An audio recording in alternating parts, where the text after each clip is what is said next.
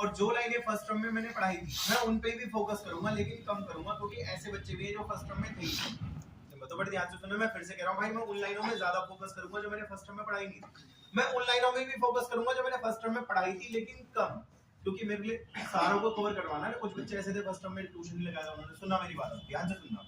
अरे ये क्या है लाल और सफेद, शायद आपने पढ़ा होगा, ये फूलों का रंग है सिंपल। और चूंकि लाल और सफेद इस कमरे में अगर किसी ने पहना हुआ हो, जैसे देखो टी शर्ट का कलर मेरा रेड है तो आपको दिख रहा होगा, ऐसे कैरेक्टर्स को फिनोटाइप कहते हैं सिंपल। तो लाल और सफेद भाई फूलों का रंग है, ये फिनोटाइप है यार, और इसके ये जीनोटाइप है। लाल को लाल बनाने के लिए जीनोटाइप, और सफेद को सफेद बनाने के लिए जीन का टाइप है, तो ये जीनोटाइप है क्योंकि ये जीन का टाइप है। तभी कह रहा हूँ बोलना सीख लो। कोई आपसे बोले लाल सफेद, वो तो फूलों का रंग है ना, बार बार से दिखता है, फिनोटाइप है ना, और ये इनके जीन्स हैं तो ये जीन का टाइप है, ठीक है भाई, जीन का टाइप है। क्रॉस तो बाद में कराओगे, पहले गैमेट बनाओगे। आपको पता है गैमेट बना रखे हैं, तो भाई ये मैंने गैमेट बना रखे हैं, दोनों आर अलग लिख दो, दोनों आर अलग लिख दो, गैमेट बन जाएंगे। और शायद ये इनके बच्चे हैं जो क्रॉस के बाद आए हैं, ये हैं इनके F1 जनरेशन के बच्चे, यानी कि ये F1 हाइब्रिड है, यानी कि ये F1 के बच्चे हैं, ऑफस्प्रिंग है भाई, कॉमन सी बात है। कोई आपसे बहस करे क्या दिख रहा है, आप सीधा बोलना कुछ नहीं दिख रहा भाई, ये फिनोटाइप है, ये इनको बनाने के लिए जीन जीनोटाइप है, और क्रॉस तो बाद में कराएंगे, पहले गैमेट बना ले, गैमेट बना ले तो ये गैमेट हो गए भाई, और उसके बाद आपने करा करा करके बच्चे बना लिए, पहली पीढ़ी के बच्चे हैं F1 है, सिंपल। सेम ये चीज आप वहां भी कह सकते हो कि ए ब्लड ग्रुप होना, बी ब्लड ग्रुप होना, ये जो भी आपका ब्लड ग्रुप है भाई, ये तो फिनोटाइप है, और इनको बनाने के लिए ये जीनोटाइप है, ये जीनोटाइप है, जीन के टाइप है। अरे क्रॉस तो बाद में कराओगे, पहले गैमेट, गैमेट के लिए अलग लिखोगे, अलग लिखोगे। जैसे यहाँ करा था आपने, दोनों आर अलग लिखे, दोनों ही अलग लिखे, वैसे यहाँ अलग लिखे, अलग लिखे हैं, तो ये आपके वैसे भी गैमेट्स हो गए। और फिर इन्हीं गैमेट्स को मिला मिला करके आपने बच्चे बनाए हैं, ये भाई पहली पीढ़ी के बच्चे हो गए, F1 ऑफस्प्रिंग हो गए, या हाइब्रिड लिख लो, मर्जी आपकी, चाहे हाइब्रिड लिखो, चाहे ऑफस्प्रिंग लिखो, चाहे इंडिविजुअल लिखो, चलो ठीक है। यही चीज यहाँ अप्लाई कर दो भाई। टॉल और ड्वार्फ, यार कोई इंसान लंबा है, कोई इंसान छोटा है, या मटर का पौधा लंबा है, मटर का पौधा छोटा है, साला बार बार से दिखेगा ना, फिनोटाइप है ना भाई, और उसको बनाने के लिए ये उसके जीन है। पर टॉल को टॉल बनाने के लिए ये रहा जीन, और ड्वार्फ को ड्वार्फ बनाने के लिए ये रहे जीन, तो ये फिनोटाइप हो गए भाई, जीनोटाइप हो गए। अच्छा ये गैमेट बनाया आपने, गैमेट बनाया अलग अलग करके, ये आपके गैमेट्स हो गए भाई, ठीक है, इनके गैमेट्स हो गए ये। और भाई ये मिला मिला के जो बच्चे आए हैं, तो ये बच्चे आए हैं, ये F1 बच्चे हैं, F1 ऑफस्प्रिंग है भाई। अब मैं आपसे ये कह रहा था, बड़े ध्यान से सुनना, इस टॉपिक का नाम इनकम्प्लीट डोमिनेंस है, इस टॉपिक का नाम मेंडल का डोमिनेंस है, सिंपल, और वो टॉपिक का नाम कोडोमिनेंस। मुझे इससे कोई मतलब नहीं है, मुझे पता किससे दिक्कत है, सुनो, मुझे इससे दिक्कत है, ये सुनना जरा ध्यान से। ये बताओ यहाँ बच्चे कैसे हैं? पिंक। क्या कोई सा अपने बाप पे गया? नहीं। बाप पे ज्यादा रेड नहीं होता? क्या कोई सा अपनी माँ पे गया? नहीं। अरे माँ पे ज्यादा सफेद नहीं होता?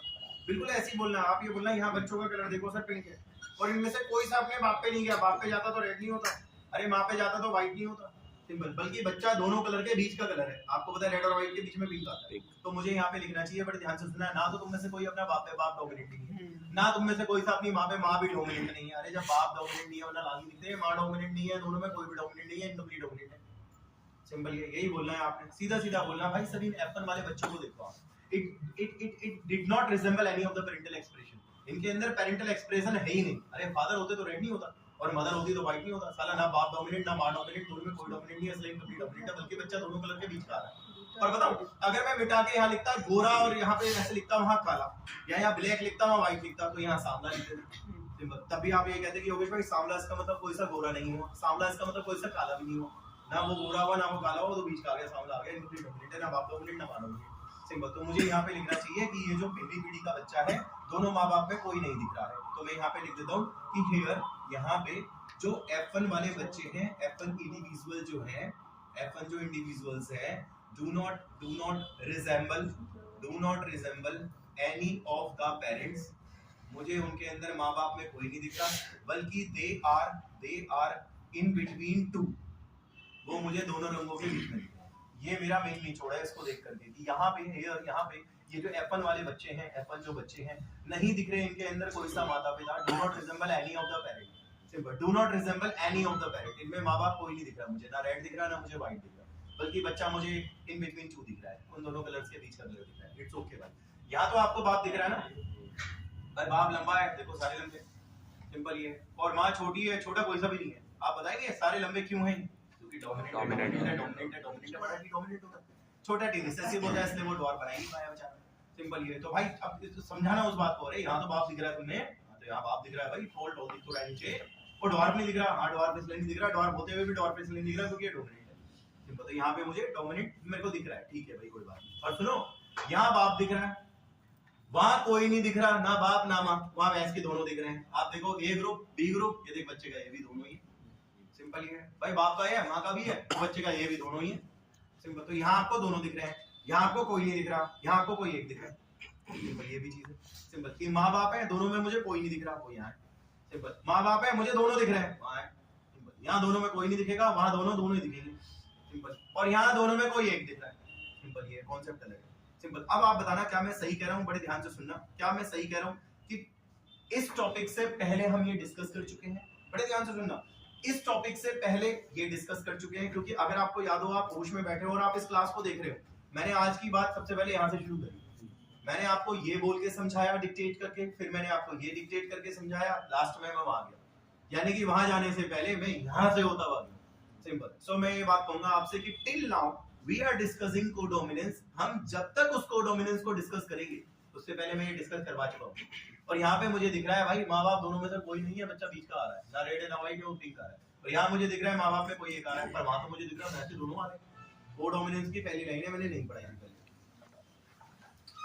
आप कोडोमिनेंस की पहली लाइन पढ़ो, आराम आराम से पढ़ना, यही कह रहा है वो, till now we were discussing, ये कह रहा है, बहुत आराम से पढ़ना भाई, नहीं आएगा पूछ लेना, मैं 10 बार बता दूंगा, दूसरे तरीके से भी बता दूंगा ये मिटा करके, अगर इससे नहीं आ रहा आराम से पढ़ना। Till now we were discussing, जब तक हम डिस्कस कर रहे होंगे ना क्या, क्रॉसेस को। आप देखिए बोर्ड पे 3 तरह के क्रॉसेस हैं, first type of cross, second type of cross and third type of cross. तो till now we were discussing the types of crosses, और उसके अंदर हम F1 वाले बच्चे देख रहे हैं, लिखा हुआ है कि उसके अंदर जो F1 वाले बच्चे देख रहे हैं, क्या दिख रहे हैं, resemble either of the two parent, ये रहा बच्चा F1 वाला बच्चा मुझे दिख रहा है, दोनों में कोई एक आएगा, either of the two parent, और वो डोमिनेंस वाला कांसेप्ट होगा, ब्रैकेट में डोमिनेंस लिखा होगा क्योंकि वो डोमिनेंस वाला कांसेप्ट होगा। और अगर बच्चा दोनों में से किसी भी नहीं जाएगा, बीच का आएगा, तो वही इनकम्प्लीट डोमिनेंस का कांसेप्ट होगा, ये आगे लिखा होगा कि वाज इन बिटवीन, अगर वो दोनों के बीच का जाएगा तो वही इनकम्प्लीट डोमिनेंस का होगा, ऐसे लिखा हुआ है भाई। कोई अटकना ही नहीं है ना तुम्हें, सीधा सीधा सोचो क्या कह रहा है वो, कहता है till now we were discussing, जब तक हम इस टॉपिक को डिस्कस करेंगे और प्रोसेस को डिस्कस करेंगे, हम ये देख चुके होंगे कि भाई आप देख रहे हो यहाँ पे ईदर ऑफ द पेरेंट आ रहा है, डोमिनेंट है, मतलब ऐसे दोनों के बीच का आ रहा है, इनकम्प्लीट डोमिनेंट है।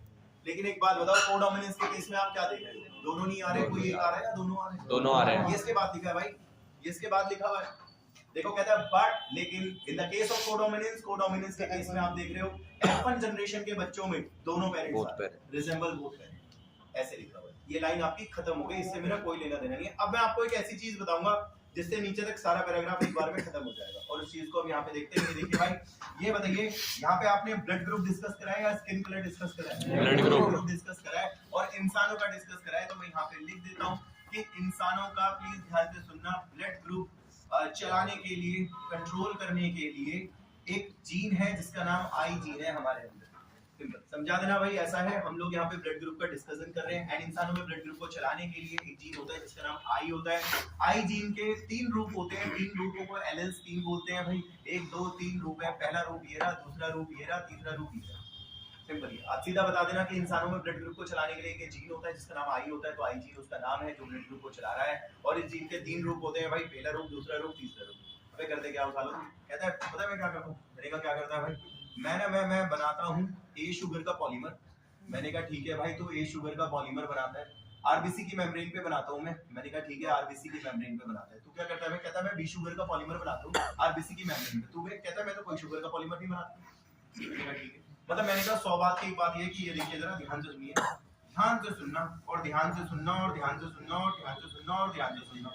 ये देखो ए शुगर का पॉलीमर है भाई, ये देखो, ये नहीं, ध्यान से सुनना भाई, ये ए शुगर का पॉलीमर है और ये बी शुगर का पॉलीमर है। अब इधर देखिए, ये बी शुगर का पॉलीमर है।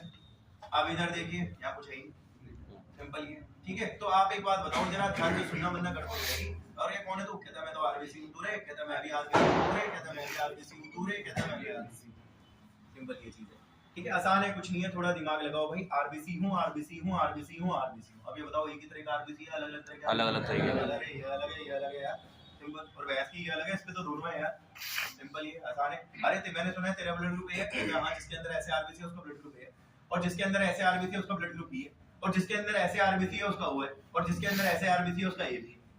सिंपल, आसान है, कुछ भी नहीं है। अब आप फिर से सोचो, मैंने आपसे क्या बोला? मैंने आपसे बोला इंसानों के अंदर ब्लड ग्रुप का क्रॉस है, तो ब्लड ग्रुप को चलाने के लिए जीन होता है जिसका नाम आई जीन होता है। इस जीन के साले के 3 रूप होते हैं, रूपों का एलेंस होते हैं, और पहला रूप ये रहा, दूसरा रूप ये रहा, तीसरा रूप ये रहा जीन का। ये कुछ नहीं करता, ठीक है। ये बी शुगर बनाता है आरबीसी की मेम्ब्रेन पे, जैसे कि आप देख रहे हैं बी शुगर का पॉलीमर बन रहा है आरबीसी की मेम्ब्रेन से, प्रोट्रूड हो रखा है, निकल रखा है। सिंपल। और भाई ये वाला ए शुगर का पॉलीमर बनाता है आरबीसी की मेम्ब्रेन पे, आप ये देखिए आरबीसी की मेम्ब्रेन पे ए शुगर का पॉलीमर प्रोट्रूड हो रखा है, निकल रखा है। एक बात और बता देता हूं भाई, इसको माइक्रोस्कोप से देखना आप और इसको माइक्रोस्कोप से देखना, दोनों में मोनोसेक्राइड्स अलग-अलग होंगे, यानी कि ये दोनों शुगर एक दूसरे से अलग है। सिंपल। तो मैं इस बात को भी यहाँ पे लिख देता हूँ कि आप ए शुगर पॉलीमर देखिए, बी शुगर पॉलीमर देखिए, दोनों की दोनों एक दूसरे से डिफरेंट होती है, दोनों चीनियां अलग होती है, दोनों के मोनोसेक्राइड्स अलग होते हैं। उसमें जितने ग्लूकोज होंगे इसमें इतने नहीं होंगे। सिंपल। उसका ढांचा जैसा होगा इसका ढांचा वैसा नहीं होगा, दोनों चीनी अलग होती है, दोनों चीनी अलग होती है।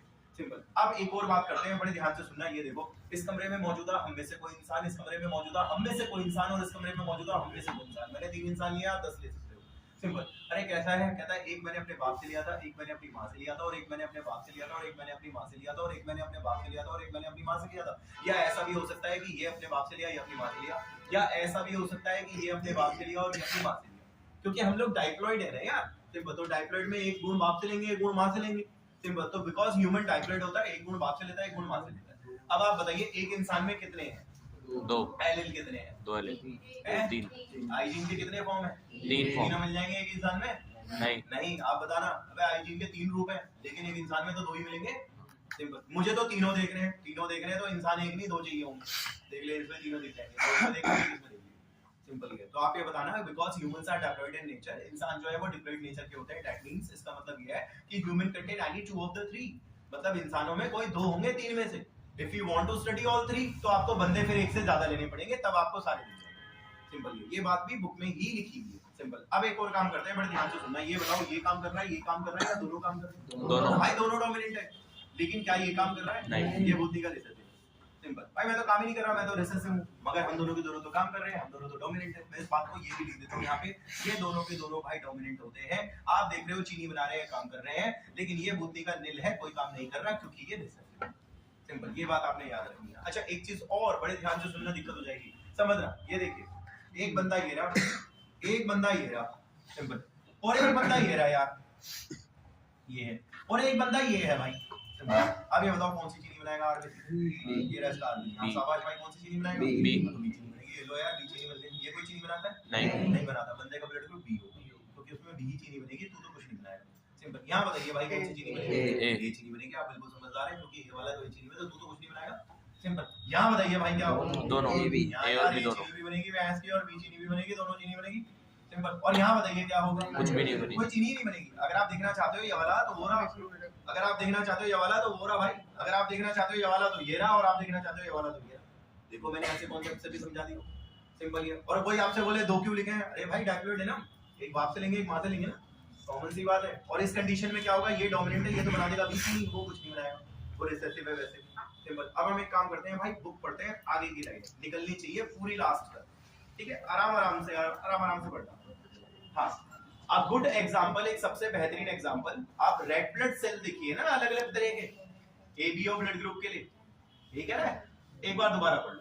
अ गुड एग्जांपल, एक सबसे बेहतरीन एग्जांपल, आप देखिए डिफरेंट टाइप ऑफ आरबीसीज, ऐसे लिखा हुआ है, ये ना, शायद आपको दिख रहा होगा, ये देखिए, अ गुड एग्जांपल, एक बेहतरीन example, you can see different type of RBCs.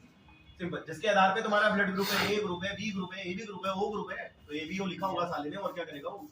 फिर से पढ़ लो, कोई दिक्कत है तो। अ गुड एग्जांपल, एक सबसे बेहतरीन एग्जांपल, आप डिफरेंट तरह के रेड ब्लड सेल्स देख सकते हैं, जिनसे ये एबीओ ग्रुप आप पढ़ाओगे इंसानों के अंदर, ऐसे लिखा हुआ है। अच्छा एक बात बताओ यार, ये जो भी ब्लड ग्रुप है, इसको चलाने के लिए कौन सा जीन है वो? कितने रूप है यार? तीनों रूप तुम्हें दिख रहे होंगे। ये आगे लिखा हुआ है, एक बार पढ़िए। कहता है एबीओ ब्लड ग्रुप को कंट्रोल करने के लिए, चलाने के लिए आई जीन है ना अपना, ये लिखा हुआ है। सिंपल। अरे एक बात तो बताओ जरा, तो जो शुगर होती है, जो चीनी आप बता रहे हो, ए चीनी, बी चीनी, या जो भी चीनी नहीं है, ये बताइए क्या ये रेड ब्लड सेल की प्लाज्मा मेम्ब्रेन से प्रोट्रूड रखी है, या उसके अंदर है? प्रोट्रूड होके निकल रखी है वो, रेड ब्लड सेल की प्लाज्मा मेम्ब्रेन से वो चीनी निकल रही है, शुगर का पॉलीमर। ये आगे लिखा हुआ है भाई, एक बार पढ़ो, आराम से पढ़ना, आराम से। कहता है द प्लाज्मा मेम्ब्रेन, जो प्लाज्मा मेम्ब्रेन है वो भी रेड ब्लड सेल की, उससे आप देख रहे हो शुगर के पॉलीमर है, जो कि प्रोट्रूड हो रखे हैं, निकल रखे हैं उसके सरफेस, ये लिखा हुआ है ना भाई। सिंपल। और एक बात बताओ जरा ध्यान से सुनना भाई, गड़बड़ हो जाएगी। ये बताओ इन चीनी को हवा में बन रही है चीनी, चीनी को बनाने के लिए जीन है, जीन है। चीनी को बनाने के लिए जीन है। जो होगा वही बनेगी, जो होगा वही बनेगी, जो होगा बदल के बनेगा। सिंपल। एक बार फिर से इसी लाइन को, the plasma membrane of red blood cell, जो रेड ब्लड सेल की प्लाज्मा मेम्ब्रेन है उस पे आप चीनी के पॉलीमर्स निकले हुए देख रहे हैं उसकी सतह पे, और जो भी चीनी के पॉलीमर है उसे बनाने के लिए जीन होगा ना वैसा, ये लिखा हुआ है। फिर अगली लाइन तो बहुत आसान है, खुद भी पढ़ सकते हो। आई जीन के 3 एलिमेंट्स देख रहे थे आप, आई ए, आई बी और स्मॉल आई लिखा हुआ है भाई उसने। सिंपल है। अच्छा ये बताइए, क्या ये दोनों के दोनों चीनी नहीं बना रहे हैं? क्या ये दोनों के दोनों सेम चीनी बनाएंगे? नहीं। आगे लिखा हुआ है, अगली लाइन में लिखा हुआ है कि आई ए और आई बी मिला, उसी के बाद है द एलिल आई ए और आई बी दो अलग अलग तरह की चीनी बना रहे हैं ना भाई, जबकि स्मॉल आई कोई चीनी नहीं बना रहा। ये भी लिखा हुआ है कि स्मॉल आई कोई चीनी बनाई गई, साफ साफ लिखा हुआ है। अच्छा ये बताइए, सुनिए, क्या यहाँ पे ये दोनों डोमिनेंट होंगे या एक ही काम करेगा? दोनों। आप इंग्लिश में क्या बोलने वाले हैं? मैं तो इंग्लिश में बोलने वाला हूँ, ध्यान से सुनना। When this and this present together, अगर ये दोनों के दोनों एक साथ हैं, तो दोनों के दोनों present together, तो दोनों डोमिनेंट होंगे, दोनों चीनी बना देंगे, और उस कंडीशन में ए बी ग्रुप आ जाएगा। अगली लाइन में लिखा होगा भाई, आराम से पढ़ना, वो लाइन पकड़ो जहां उसने लिखा हुआ है आई ए और आई बी एक दूसरे पे कंप्लीटली डोमिनेंट होते हैं, लिखा हुआ है आई ए आई बी एक दूसरे पे कंप्लीटली डोमिनेंट होते हैं, वो स्मॉल आई पे भी डोमिनेंट हो जाते हैं।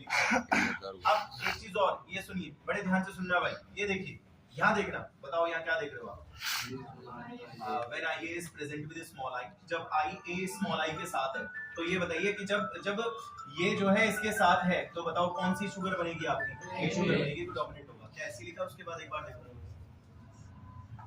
आराम से पढ़ना, आराम से।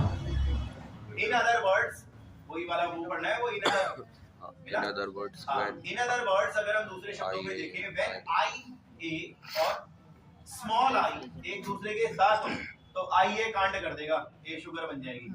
ये कह रहा है। आगे देखो लिखा हुआ है, जब आई बी और स्मॉल आई साथ हो, तो फिर भी शुगर बन जाएगी।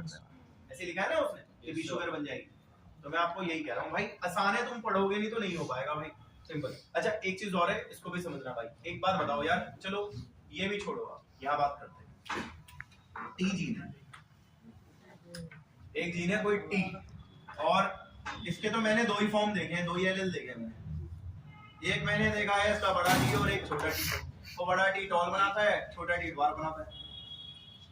ये देखा होगा नहीं? टी जीन, ये दो टी, इसके दो रूप दिख रहे हैं, बड़ा टी छोटा टी, दो रूप है उसके, बड़ा टी छोटा टी, बड़ा टी टॉल बनाएगा, छोटे टी ड्वार्फ बनाएगा।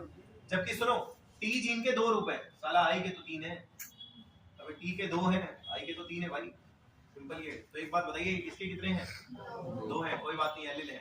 इसके कितने हैं? एलिल नहीं है, मल्टीपल एलिल है, ये बोलना है। एक इंसान को एक काम आता है, कोई दिक्कत नहीं है, एक इंसान को 10 काम आते हैं। आई थिंक वो एक नॉर्मल इंसान नहीं है, वो मल्टी टैलेंटेड इंसान कहलाएगा। यही होता है ना भाई, आपको बैटिंग आती है, बॉलिंग आती है, शायद आपको कुछ कहते हैं ऑलराउंडर कहते हैं, चेंज हो जाता है आपका। तो वही चीज है भाई, देखो एक के अगर 2 है कोई दिक्कत नहीं है, एलिल है, लेकिन ये 2 से ज्यादा है वो एलिल नहीं है, वो मल्टीपल एलिल है। और इसका एग्जांपल एबीओ ग्रुप आपने दे दिया है, ये पेज प्लेट पे लिखा हुआ है, पेज पलटो, सबसे ऊपर देखो लिखा हुआ है डू यू रियलाइज दैट, ऐसा लिखा हुआ है। आराम से पढ़ना भाई। कहता है क्या आपने महसूस करा, आज आप ये जो एबीओ पढ़ रहे हो, मल्टीपल एलिल है, ये लिखा हुआ है, ये मल्टीपल एलिल है। आगे ये भी लिखा हुआ है कि यहाँ पे आप देख रहे हो 2 से ज्यादा 3 है ना, ब्लड ग्रुप को चला रहे हैं भाई, ये लिखा हुआ है। अच्छा ये तो सुनो, एक इंसान में कितने मिलेंगे? 2। एक इंसान में 3 में से 2 ही मिलेंगे। अगर आपको तीनों देखने हैं तो बंदे एक से ज्यादा पॉपुलेशन पढ़नी पड़ेगी। एक में तो 2 सारे नहीं पढ़ पाएगा, एक में तो तुझे 2 ही मिलेंगे। अगर तुझे सारे देखने हैं फिर बंदे एक से ज्यादा जैसे सब दिखेंगे। ये भी लिखा है उसी में, देखो थोड़ा लास्ट की लाइन है, उसी पैराग्राफ में देखो, उसने कहीं लिखा होगा चूंकि इंसान, ऐसे लिखा होगा उसने, सिंस किसी बंदे के अंदर कोई से 2 मिलेंगे यार। आगे कह रहा है अगर आपको तीनों देखने हैं तो फिर पॉपुलेशन देखनी पड़ेगी, ऐसे करके उसने लिखा, सिंपल। तो ये तुम्हारी इतनी बात यहाँ से खत्म हो गई भाई, इसमें कुछ नहीं है। अब बात को आगे लेकर के चल रहे हैं, इसकी फोटो खींचनी है तो खींच लो, मिटा दो।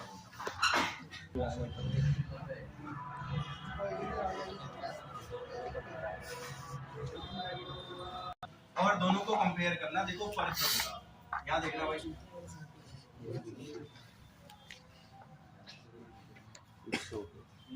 हो गया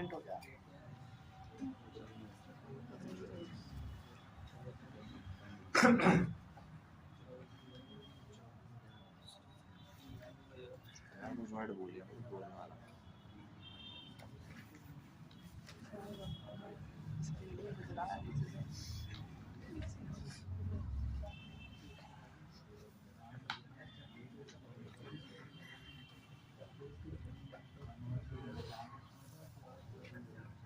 अबे देखो मैंने तुम्हें अभी थोड़ी देर पहले मिटाया, मैंने वो कोई नहीं, लेकिन तुम्हें याद होगा, तुम्हें पता होगा कि आईजीन ब्लड ग्रुप चला रहा था। क्या आईजीन ब्लड ग्रुप के अलावा कुछ और भी चला रहा था? नहीं, सिर्फ ब्लड ग्रुप चलाता था। याद करो, IA ब्लड ग्रुप बनाएगा, IBB ब्लड ग्रुप बनाएगा, छोटा IO ब्लड ग्रुप बनाएगा, मतलब तू सिर्फ ब्लड ग्रुप बनाएगा। कहता है हाँ मैं ब्लड ग्रुप बनाऊंगा। तो अभी थोड़ी देर पहले मैंने आपको आईजीन बताया, मैंने आपको कहा कि आईजीन भाई ब्लड ग्रुप बनाता है। मैंने ये नहीं बोला था कि वो स्किन का कलर भी बनाता है, मैंने ये बोला था कि आईजीन ब्लड ग्रुप बनाता है, उसके 3 ग्रुप है। सिंपल। अब ये भी एक जीन है, ये भी एक जीन है, इसका नाम क्यू जीन है, क्यू जीन। और ये देखो कितने सारे काम कर रहा है। यहाँ आई जीन है सिर्फ ब्लड ग्रुप बना रहा है, यहाँ साला क्यू जीन है, वो देखो एंजाइम भी बना रहा है, तुम्हारे दिमागी हालत भी कंट्रोल कर रहा है भाई, तुम्हारे स्किन का कलर भी बना रहा है, तुम्हारे बालों को गिरने से भी बचा रहा है। तो आप ये बताइए क्या दोनों जीनों में कोई फर्क है? हाँ, मैंने तो देखा भाई एक जीन एक ही काम कर रहा है, लेकिन अब तो मैंने ऐसा भी देखा एक जीन बहुत सारे काम कर रहा है। शायद आपको बताया गया था कि ये जीन मामूली जीन नहीं है, इसे प्लियोट्रोपिक जीन कहते हैं। प्लियोट्रोपिक।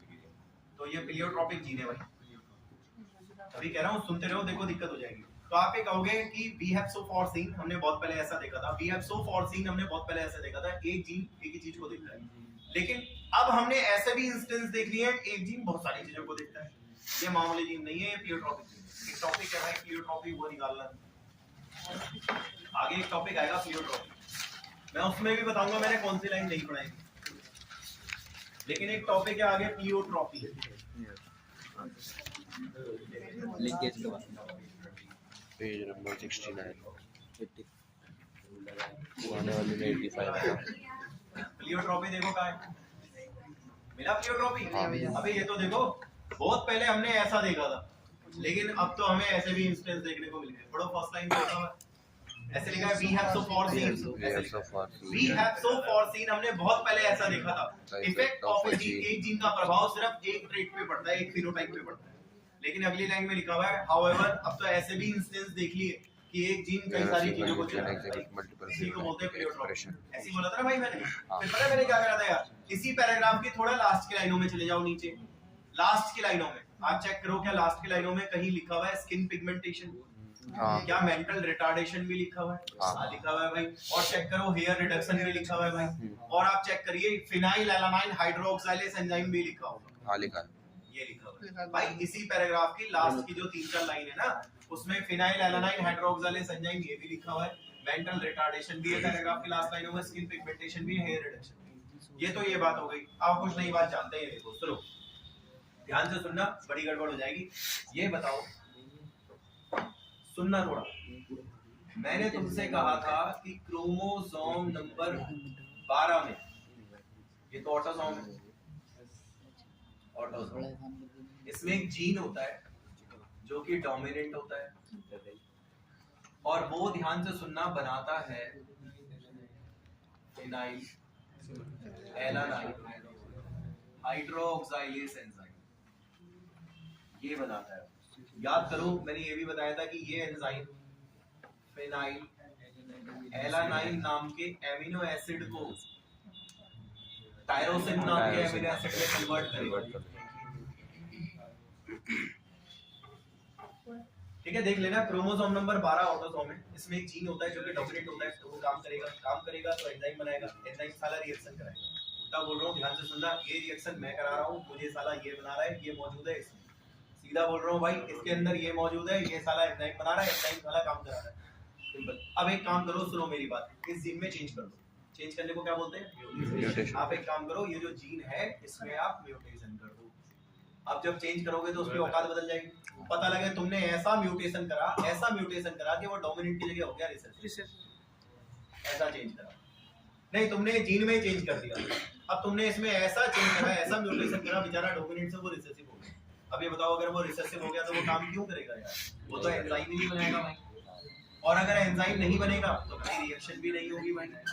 फिर आपने पढ़ा था, याद करो, रिएक्शन नहीं होगी तो फिनाइल एलानाइन किस में कन्वर्ट होगा? याद करो, हाँ सही कह रहे हो, फिनाइल पायरुवेट एसिड में कन्वर्ट होगा, या फिर किसी दूसरे एसिड में कन्वर्ट होगा।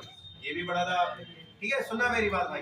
अगर मैं जीन को चेंज कर दूं और ऐसा कर दूं कि ये जीन डोमिनेंट की जगह रिसेसिव हो जाए, तो फिर ये काम नहीं करेगा, रिएक्शन नहीं होगी, वैसे ही कुछ और होगा, फिनाइल पायरुविक एसिड बनेगा। अच्छा सुनो, ये फिनाइल पायरुविक एसिड या जो भी दूसरा एसिड है, शायद आपने पढ़ा था, ब्लड में जाएगा, सिंपल, ब्लड से सारे ऑर्गन्स में चला जाएगा, ब्लड से ही आपके स्किन में भी जाएगा, ब्लड से ही आपके लीवर में भी जाएगा, ब्लड से ही आपके किडनी में भी जाएगा भाई, ब्लड से ही आपके ब्रेन में भी जाएगा भाई, सिंपल, ये तो हर जगह जाएगा, सिंपल। तो थोड़ा ध्यान से सुनना भाई, दिक्कत हो जाएगी।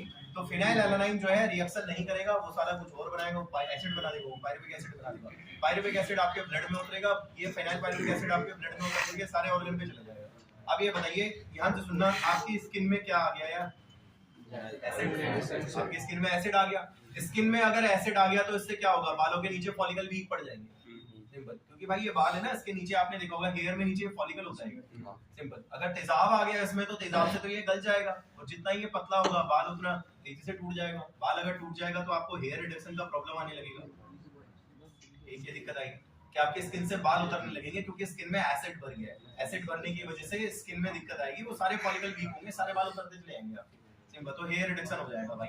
दूसरा, 1 मिनट भाई, स्किन में क्या भर रहा है भाई, एसिड भरने से मुझे लगता है स्किन के सेल डेड होने लगेंगे, तेजाब से स्किन के सेल मरेंगे, और अगर स्किन के सेल मरेंगे तो स्किन का कलर भी चेंज होगा, आपकी स्किन ब्लैक पड़ने लग जाएगी, तो आप ये कहोगे मेरी स्किन में थोड़ा पिगमेंटेशन आना शुरू हो गया है भाई, ये भी दिक्कत होने लग जाएगी। अच्छा, इसके अलावा और सुनो भाई, कौन है, किडनी में भी एसिड आ रहा है, हाँ किडनी में एसिड आ रहा है, फिर तो यार वो जो एसिड होगा वो यूरिन से भी आएगा, यूरिन से अगर एसिड आएगा तो पेशेंट को तो जलन होने लगेगी, और पेशेंट ये कहेगा कि डॉक्टर साहब मैं यूरिन एक्सक्रीट करता हूँ, मेरे उसमें एसिड की वजह से मेरे जलन हो रही है भाई, सिंपल। अच्छा ये बताइए, क्या ये एसिड ब्रेन में भी जाएगा, हाँ, अगर ब्रेन में एसिड जाएगा तो ब्रेन की ग्रोथ कैसे होगी भाई, ब्रेन की तो नर्व ग्रोथ ही नहीं करेगी, और ब्रेन की नर्व ग्रोथ नहीं करेगी तो आप तो मेंटल रिटार्ड रहोगे। अब आप सोचो, दिमाग लगाओ, सुनो, कौन सा एंजाइम था, मैंने शायद आपको बताया था, फिनाइल हाइड्रोक्लोराइड।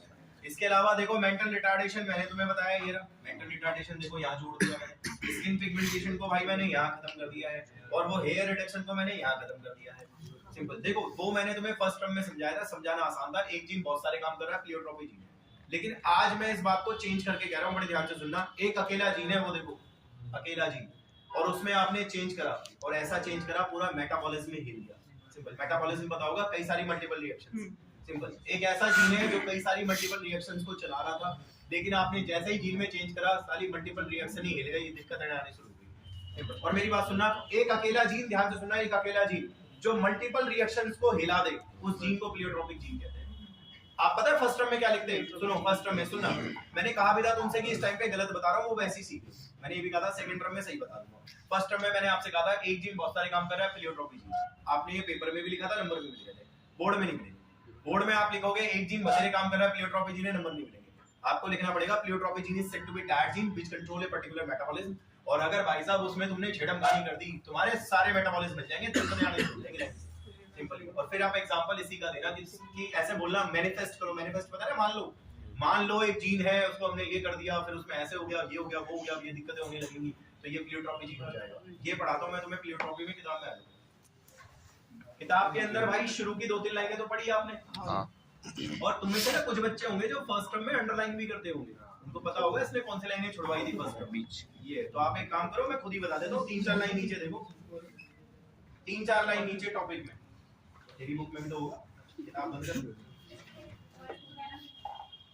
किताब बंद कर, अपने ब्लड ये तो रख, इधर वाले पे चल पढ़, हाँ भाई चौथी लाइन में चले जाओ टॉपिक में। अब चौथी लाइन में देखो क्या लिखा हुआ है, द अंडरलाइनिंग मैकेनिज्म, ये नहीं पढ़ा था आपने, इसको पढ़ो, ये है काम की बात। है कहता है द अंडरलाइनिंग मैकेनिज्म, जो मैकेनिज्म है ना प्लियोट्रोपी का, वो क्या है, तो देखो क्या लिखा हुआ है उसने, वो ये है कि भाई कोई होगी मेटाबॉलिक पाथवे होगा पूरा, उसको चला रहा होगा, ये लिखा हुआ है उसने कि मेटाबॉलिक पाथवे को चला रहा होगा, जिससे कई सारे फिनोटाइप जुड़े होंगे, ये रे कई सारे फिनोटाइप ये जुड़े हुए होंगे कि आप उस इंसान से बात करते हो, आपको उस इंसान की बातों में वो मैच्योर ही नहीं लगता, क्योंकि मेंटल रिटार्ड है, उसका तो दिमाग ही रुका हुआ है, बातों से मैच्योर कहां से होगा।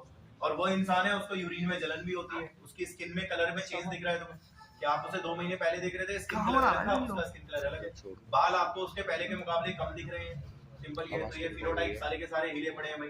मैनिफेस्ट वाली बात भी लिखी होगी उसने, देखो भाई। हाँ मैंने फिक्स का भी लिखा है। चेक करो, है भाई। एन एग्जांपल ऐसे करके लिखा हुआ है ना उसने। एन एग्जांपल, एक एग्जांपल है वो फिनाइलकीटोनुरिया बीमारी जो मैंने बोर्ड पे अभी बताई है। फिनाइलकीटोनुरिया इंसानों को जो होती है, तो इस बीमारी को देखो लिखा हुआ है कैसे चलेगा ये। उसमें लिखा भी होगा सिंगल जीन म्यूटेशन भी लिखा हुआ है। सिंगल जीन म्यूटेशन, ये रहा भाई सिंगल जीन म्यूटेशन, एक अकेला जीन हिलाया तुमने। और आगे लिखा है दिस मैनिफेस्ट, इसकी वजह से क्या होगा, ये सारी दिक्कतें आनी शुरू हो जाएंगी। लाइन से लिखी बात ही खत्म है, कुछ भी नहीं है भाई, सिंपल ये। अच्छा यहाँ पे आगे और सुनना, दिक्कत हो जाएगी। देखो ये मैंने दिन के मैच में भी बोल दिया है, तो मैं तुम्हें नहीं बोलूंगा, तो तुम्हें दिल से तो पता लग ही जाएगा। तो तुम तीन बातें सुन लो भाई, ध्यान से सुनना। एक, जो फेल हो जाएगा, शर्म वाली कोई बात नहीं है, अलग से बता देना। मेरे पास फोन में मैसेज आ चुके हैं जिनमें जिन बच्चों को लग रहा है भाई मैं फेल हो जाऊंगा, उन्होंने क्लियर बता दिया, उसका बैच अलग कर देंगे। जिसको ये लग रहा है मैं पास ही नहीं हो सकता, बायो में दिक्कत हो जाएगी, वो 70 में से 23 लाने में प्रॉब्लम होगी, उसका बैच अलग बन जाएगा। और एक हफ्ते के बाद ही बनेगा, उसके टाइमिंग थोड़े अलग होंगे, आपको उस टाइम पे आना पड़ेगा। सिंपल ये, उस टाइम में आप आओगे, आपको पढ़ाया जाएगा इतना कि आप पास हो जाओ। सिंपल। दूसरा बच्चा सुनो, ये सुनना सुनना सुनना, हमें सुनो, हम पास हो जाएंगे। 70 में से 23 लाना कोई बड़ी बात नहीं है हमारे लिए, पास हम हो ही जाएंगे। और हमें ये नहीं पता कि आगे हमें अपने जीवन में क्या करना है। हम बोर्ड के पेपर के बाद सोचेंगे क्या करना है, अभी पहले बोर्ड के पेपर देंगे। ऐसे बच्चे भी होंगे, सिंपल। उनको पता है कि वो फेल नहीं होंगे, वो हो जाएंगे पास, उनके 70 में से 23 आ ही जाएंगे, कहीं ना कुछ करके वो ले आएंगे। लेकिन आगे उन्हें बीएससी करनी है, या उन्हें आगे नीट करना है, आईआईटी करनी है, या उन्हें फील्ड ही चेंज करनी है, कोई बिजनेस का कोई कोर्स करना है, बीबीए एमबीए वगैरह करना है, वो पेपर के बाद सोचेंगे भाई। सिंपल। वो बच्चों का बैच यही चलता रहेगा, आप इसी में आए, इसमें ऐसे ही चलता रहेंगे आपके चैप्टर, एक के बाद दूसरे के बाद तीसरा, ऐसे करके चलता रहेगा। अच्छा तीसरा सुनो भाई, 70 में से 50 प्लस तो मैं ले ही आऊंगा। ऐसे बच्चे भी होंगे जिनको मैं 70 में से 70 नहीं कह रहा, 70 में से 70 तो कोई 2-4 ही होंगे। सिंपल। ऐसा किसी ट्यूशन में होने लगा कि सारे बच्चे 70 में से 70 ले आए, भाई दुनिया यही बढ़ जाएगी। अरे योग इसमें जाओ भाई, पता नहीं कितना प्रचार होगा। तो 70 में से 70 तो वो 1-2 ही होंगे जो गॉड गिफ्टेड होंगे। लेकिन आपको ये पता होगा भाई मैं 70 में से 50 से ज्यादा तो ले आऊंगा। सिंपल। उतने में दिक्कत नहीं है, 52-53 मेरे आ जाएंगे। प्रैक्टिकल में आपको शायद 30-28 मिल ही जाएंगे, वो होते ही आप शायद 80 क्रॉस कर जाओगे। सिंपल ये। तो 80 क्रॉस ठीक है, आपके नंबर, कोई ऐसी दिक्कत वाली बात नहीं है। लेकिन सुनो मेरी बात, मुझे पता है मुझे क्या करना है, मुझे आईआईटी करना है या जो भी करना है, जैसे भी करना है। यार मेरे को ऐसा लगता है शायद सीयूईटी भी आपको भरना तो पड़ेगा, बीएससी भी करनी है तो। सिंपल। और मेडिकल की कोई लाइन में जाना है, मैं ये नहीं कह रहा एमबीबीएस में, आप शायद बी फार्मा जाने के लिए भी नीट ही चाहिए आपको। सिंपल ये है। इनके लिए हमने अलग डाला हुआ है बैच। इस बच्चे का अलग कर दूंगा मैं, इसका अलग कर दूंगा, ये बच्चा इसी टाइम पे आता रहेगा। इसमें यही चलेगा आपका। ये चैप्टर खत्म कराऊंगा भाई, इवोल्यूशन, फिर बायोटेक। सिंपल ये। ठीक है, ये वाले बैच भाई मैं अलग कर दूंगा। 1 मिनट सुनो, इसको लास्ट में सुनना, ये बड़े इंपॉर्टेंट बात है आपके लिए, ये सुनना भाई। सुनो ध्यान से सुनना। ये तुम हो, मान लो ये सपोज अरमान है। अरे मान लो, और इसका मैं 2 मिनट में पागल बना दूं, पता है कैसे? मैंने इसे कहा, मैंने कहा सुनो, मैंने कहा अरमान तू डॉक्टर बनेगा ना, बहुत अच्छा लगेगा। अरमान इमेजिन कर रहा है व्हाइट कोट, ताला माला सा भाई, बढ़िया सा। नहीं, उसके बाद पता है क्या, बच्चे की आदत होती है, बच्चे की ऐसी आदत होती है कि ये बोलेगा अबे भाई रहने दो, क्यों मजाक उड़ा रहे हो। ऐसे ही होता है ना जनरली। मुझे भी जब किसी ने कहा था ना पहली बार पढ़ाना है, मैंने मुझे कहा था, मैंने कहा बच्चे फेल हो जाएंगे, क्या करोगे पढ़वा के, हमें खुद नहीं आता, हम नहीं क्या पढ़ाएंगे उसने, क्योंकि हमें अपने ऊपर कॉन्फिडेंस नहीं होता। तो फिर मैं इससे ना कुछ ऐसे 4-5 एग्जांपल दूंगा। मैं कहूंगा भाई एक आवारा लड़का था ना, उसने जब पढ़ना शुरू करा, हमारे यहाँ एग्जांपल बताऊंगा मैं, ऊट पटांग। सिंपल। उसने पढ़ना शुरू करा, उसका एमबीबीएस में नंबर आ गया, मौलाना आजाद हो गया, मोटिवेट हो जाएगा, और से मैं लल्लू बन गया। क्योंकि मुझे तो पैसे चाहिए ना इससे। बात ऐसी है कि मेरी बात सुनो, किसी के कहने से आपको मोटिवेट नहीं होना। कोई लल्लू आवारा इंसान भाई एमबीबीएस डॉक्टर बन गया। आइंस्टीन था ऐसा, आपको पता होगा। थॉमस अल्वा एडिशन थे, ये कुछ बच्चे थे जिनके आईक्यू लेवल अच्छे थे, बट ये स्कूल से निष्कासित कर दिए गए थे क्योंकि शैतान थे। किसी को 6वीं में निकाल दिया, कोई 10वीं से ऊपर नहीं गया, आपने देखा होगा। लेकिन बल्ब का आविष्कार कर लिया इन्होंने। भाई वो ना लाखों में कोई एक थे, और आप उन सारे उदाहरणों में वो लोग देखोगे जो 6वीं 7वीं 10वीं तक बन चुके थे। और पता है लाखों में एक, वो शायद किस्मत होती है, और हमारी किस्मत में एल लग रहे हैं बड़े बड़े। आपकी किस्मत अगर होती तो भाई उस जमाने में टेक्नोलॉजी नहीं थी, वो लोग 6वीं 10वीं तक कुछ कर गए। आज तो टेक्नोलॉजी है। आपकी किस्मत अगर आप वो लाखों में एक होते, आप शायद अब तक पता नहीं कब तक कर चुके होते, किस्मत आपका साथ दे चुकी होगी। कॉमन सी बात है। तो वो जो आपको मोटिवेट करते हैं ना, वो बहुत बड़े बेवकूफ होते हैं, क्योंकि वो आपका लाखों में कोई एक एग्जांपल दे सकते हैं। हमें पता है वो लाखों में एक है ही नहीं, क्योंकि दुनिया वो लाखों में एक बनने के पीछे तो भग रही है, जब भी तो 5-5 ड्रॉप लग रहे हैं। इसलिए अगले रियलिटी है। तो भाई देखो बहुत क्लियर है, क्योंकि मेरा नाम तो योगेश है, मैं तो वैसे भी बिना प्रचार के ट्यूशन चलाता हूँ। अगले साल में इतनी भीड़ आएगी, आप लोग अपने गलियों से भेजोगे। ऐसा तब होगा ना जब मैं आपको सही डिलीवरी दूंगा। अगर मैं आपको डिलीवरी गलत एजुकेशन दूंगा, आप गालियां दोगे गलियों में, अबे वहां जाना बेकार है, उसमें ईगो लेवल अलग है, लूट वूट के भगा दिया मैं। भाई बहुत क्लियर सी बात है। बात ये सुनो, तुम्हें खुद पता है कि तुम क्या कर सकते हो और क्या नहीं कर सकते।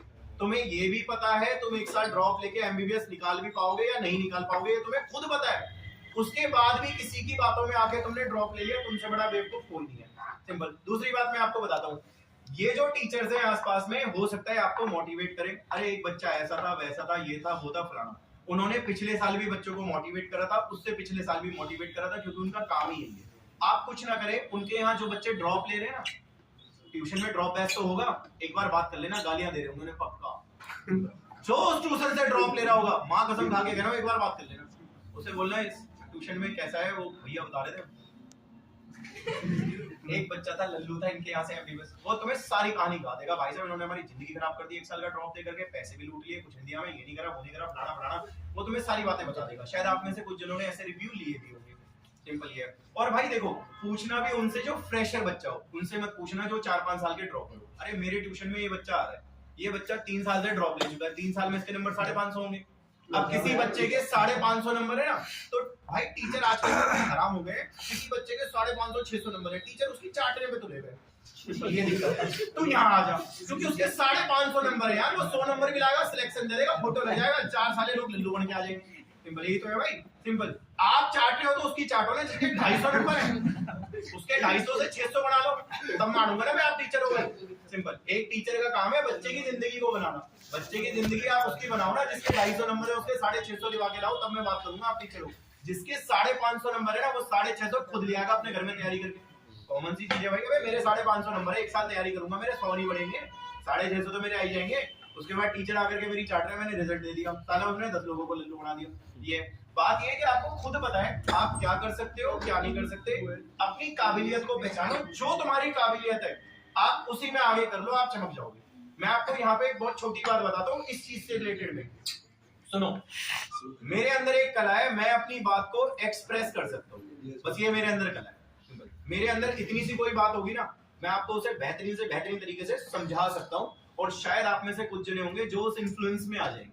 सिंपल है। अब ये जिस दिन मुझे पता चला, क्योंकि मैं कैरियर काउंसलर पे गया था, स्कूल्स में होते हैं, सेंट जेवियर स्कूल है दिल्ली के अंदर, उसमें अगर आप में से कोई पढ़ा हो या आपके फ्रेंड्स हो पूछना, वहाँ कैरियर काउंसलर्स होते हैं, और वो 9th-10th के बच्चों को उनका हुनर बताते हैं कि बेटा तेरे अंदर, उससे बात करते हैं वो लोग, पीरियड होता है उन लोगों का उनके साथ, बच्चों के साथ। ये तुम्हारे स्कूल्स में नहीं है, करना चाहिए स्कूल्स के अंदर, बच्चों को बताना चाहिए कि बेटा तेरे अंदर ये नॉलेज अच्छी है। उससे बात करके साइकोलॉजी से पता लग जाता है कि उस बच्चे में क्या हुनर है। कई बच्चों में अपने आप को एक्सप्रेस करने की क्षमता बहुत अच्छी होती है। ये बात मुझे बताई थी 12th क्लास के बाद कि तेरे में अपने आप को एक्सप्रेस करने की क्षमता काफी अच्छी है, और तू सामने वाले को कुछ देर के लिए अपने इन्फ्लुएंस में ले लेता है। ये जानने के बाद मैं एक सबसे पहला इंसान बन सकता था, वो था प्रॉपर्टी डीलर। किसी को अपनी बात में ले सकता था और प्लॉट उसके अंदर उतार सकता था। भाई यही तो है भाई, प्रॉपर्टी डीलर का काम क्या है? भाई साहब यहाँ प्लॉट ले लो, आप देखो एक साल में रेट डबल ना हो जाए तो तुम मेरा नाम बदल दो, उसको करोड़पति के सपने दिखा दो, साला लल्लू बना दो, चलो बाद में आ भी जाएगा, कर भी देगा काम। तो एक तो मैंने ये सोचा कि मैं प्रॉपर्टी डीलर बन सकता हूँ। दूसरा, शायद एक टीचर और प्रोफेसर वो फील्ड है जिसमें आप अपनी बातों को एक्सप्रेस करते हो और सामने वाले को आप समझा सकते हो अपनी बात को। तो मैंने सोचा यार प्रॉपर्टी डीलर तो हम जीवन में कभी भी बन सकते हैं, बैक मनी होनी चाहिए, लेकिन शायद टीचर बनना एक इज्जत की बात होगी rather than property dealer. Simple. अब उसमें भी बुरा मत मानना, लेकिन भाई दल्ले तो दल्ले ही है ना। टीचर टीचर ही है, दोनों की इज्जत की बात करें तो शायद टीचर ज्यादा बेटर है। तो मैंने एक कहा भाई आप ना अपनी काबिलियत को देखो, काबिलियत में तो नहीं हो पाएगा। और सुनो यार इस बात को भी देखो, बायो एक ऐसा सब्जेक्ट है, बायोलॉजी आप जानते हो, जिसे कई बच्चे घर में पढ़ लेते हैं। आपके कई दोस्त होंगे जो बायो घर में पढ़ते होंगे, लेकिन आप ये भी सोचो बायो का अकेला मैं टीचर नहीं हूँ यार, और भी होंगे। कईयों पे ज्यादा भीड़ है, कईयों पे कम भीड़ है। ज्यादा भीड़ क्यों है? शायद एक्सप्रेशन ठीक होगा टीचर का, किसी पे कम भीड़ है, एक्सप्रेशन ठीक नहीं होगा, बच्चे को समझ नहीं आएगा। तो मैंने वही कहा भाई रोटी ना हर जगह है, जरूरी नहीं रोटी एमबीबीएस में ही है, रोटी हर जगह है। बस आप ये देखो कि आप कहाँ बेहतर कर सकते हो, उसी में आप आगे निकल जाओगे ना, सही रहेगा आपको। सिंपल, वो कर लो अपना, ठीक रहेगा। हाँ, जो बच्चे थोड़ा सा ये सोच रहे हैं कि वो नीट या सीयूईटी, तो आप यहाँ पे ये देखिए जरा, इसको समझना, 360 की बायो है और 360 में से भाई 150 प्लस नंबर की आपकी 12th बनेगी, पेपर किसी भी साल का चेक कर लेना, और 150 प्लस नंबर की ही 11th बनेगी। अब ऐसा हो सकता है कि भाई 360 में से 180 को ना डिवाइड करके आप 190 और 170 कर दो, या ऐसा हो सकता है कि आप इसको 200 कर दो और इसको 160 कर दो, लेकिन 150 प्लस ही रहेगी 12th, ये याद रखना, सिंपल ही है। तो मैं ये कह रहा हूँ आप लोगों से, ये देखो कि भाई आपके पास फरवरी है, आपके पास मार्च है, आपके पास अप्रैल है, उसके बाद का जो महीना है वो आपको एक साल घर बिठाएगा अगर आपने गलती कर दी। सिंपल भाई, मई में किसी का नहीं हुआ, करना उसे नीट ही है, बैठेगा तो घर ही, नहीं हुआ तो क्या करेगा, घर बैठ भाई, सिंपल। या घर वालों को बोल के 50 लाख रुपए से 1 करोड़ के बीच में जुगाड़ कर लो, अपना कोई प्लॉट बेच के प्राइवेट से कर लेना, सिंपल। यही ऑप्शन है भाई आपके पास, और कोई ऑप्शन तो नहीं है ना, सिंपल। कोई ऐसा तो नहीं है जो आपको फ्री में सीट दे देगा आपकी, या तो आप पैसे से करेंगे या मेहनत से करेंगे। तो ये है कि यार कोशिश करो कि आप यहाँ पे ना कुछ ठीक कर लो, सिंपल। और यहाँ पे मैं बताता हूँ, मुझे जो दिक्कत हुई थी, मैं नहीं चाहता आप लोगों के साथ वो दिक्कत हो, मेरे स्टूडेंट्स के साथ वो दिक्कत हो, मैं बताऊंगा अभी क्या दिक्कत हुई थी। पर मैं ये कह रहा हूँ भाई, आप जब तक पेपर दोगे ना बायो का बोर्ड का, तब तक तो 12th ही रगड़नी है। इसको ऐसा कर लो ना 12th को कि पूरे बन जाए, कमी रह जाए तो थोड़ी उसमें रह जाए, क्योंकि यहीं पे बचेगी आपके पास 11th। तो अभी तो कोई बच्चा 11th की बुक खोल के पढ़ेगा नहीं, पागल तो है नहीं, तो आप बोर्ड के पेपर तक तो 12th ही पढ़ोगे। तो इसको आप ऐसा पढ़ लो 12th को कि उससे कोई भी क्वेश्चन आए आपके गलत होने के चांसेस कम, सिंपल ही। मान लो सपोज 50 क्वेश्चन 12th से आ गए, 100 क्वेश्चन है ना टोटल बायो के, करने उसमें से 90 होते हैं, 40 क्वेश्चन आ गए 12th से, तो ऐसा कर लो 40 में गलत भी हो रहे हैं तो 2-3 हो, आपकी पकड़ इतनी मजबूत हो गई 40 में से 35-36 क्वेश्चन आपके सही हो, सिंपल ही है। तो यार बात भी है, अब वो सारी 12th के भी गलत कर दिए, 11th तो एक महीना ही है, क्या ही पढ़ूंगा मैं, वो भी गलत, तो भाई नंबर ही कहां से आएंगे। और पता है दिक्कत क्या हुई, दिक्कत ये हुई मई में आपने पेपर दिया और आपके मार्क्स देखो, ये मार्क्स है आपके, यही आते हैं, आप जितने भी हो ना यहाँ बैठे हुए सारे देख लेना, 400 से ऊपर किसी के नहीं आए, यही होता है, ये हर साल की कहानी है। मैं बददुआ नहीं दे रहा, मैं आपको नॉर्मली बता रहा हूँ, क्योंकि आप जानते हो कि आपकी फिजिक्स केमिस्ट्री के क्या हाल है, 11वीं के बायो के भी, और आप जानते हो कि 12th में भी तुम्हारे क्या हाल है, सिंपल। फिजिक्स केमिस्ट्री के भी कह रहा हूँ मैं आप, सिंपल, वो आपको भी पता है, सिंपल, की क्या गेम चला हुआ, सिंपल। 11th की ना सेकंड बुक फिजिक्स की खराब होती है बच्चे की, उसके लॉलीपॉप घूम जाते हैं, वो 11th की फर्स्ट बुक जो होती है ना, वो फर्स्ट बुक ही ठीक रहती है, जिसमें लॉज ऑफ मोशन है, स्ट्रेट लाइन है, वही चले, आपकी दूसरी एक्सएजम वेव वगैरह सब खत्म हो जाती है, और तुम्हारे पास ट्यूशन चेंज करने का टाइम भी नहीं होता 11th में, क्योंकि वो एंड चल रहा होता है। 12th की बात है यार, शुरू में ऑप्टिक्स तक तो डेरिवेशंस वगैरह आपको भी पता है, वो वहीं चलता है। ये लोग वो करेंगे इलेक्ट्रो करंट मैग्नेट के तो न्यूमेरिकल करा देंगे, ऑप्टिक्स में थोड़े बहुत से न्यूमेरिकल करा देंगे, गोटी घुमा देंगे, उसके बाद तो चैप्टर फटाफट चले आते हैं, ट्यूशन बदलने का टाइम रहता नहीं हमारे पास। वो तुम्हारी ये गेम है, उसमें केमिस्ट्री के अंदर साले क्या करेंगे भाई, ऑर्गेनिक पे फोकस कर देंगे, ऐसे बन जाएंगे हम तो राजा है, हमारे से ज्यादा केमिस्ट्री किसी को नहीं आती, ऑर्गेनिक है ऑर्गेनिक, और वैसे फिजिकल में वो तुम्हारी गोटियां घुमा देंगे, ये दिक्कत हो जाएगी। ये रियलिटी है भाई, पर्टिकुलरली सिलेक्टेड चीज कराते हैं, काम आपका हो जाता है भाई, तो इसलिए आपके नंबर नहीं बनेंगे। मैं आपको एज यूजुअल वैसी चीजें बता रहा हूँ, मैं किसी टीचर पे फोकस नहीं कर रहा, मेरे को पता है कैसे है भाई सिस्टम। दिक्कत ये है कि जब मेरे नंबर आए थे ना, तो मेरे नंबर 800 में से आए थे 306, जब मैंने 12वीं के बाद पेपर दिया था, 800 का पेपर होता था, 306 आने के बाद भाई मैं परेशान, और मैं परेशान इसलिए क्योंकि भाई आप एक बात बताओ, 800 नंबर के पेपर में से 306, अबे 800 में से 400 तो 12th का ही आया होगा, 400 11th में से आया होगा।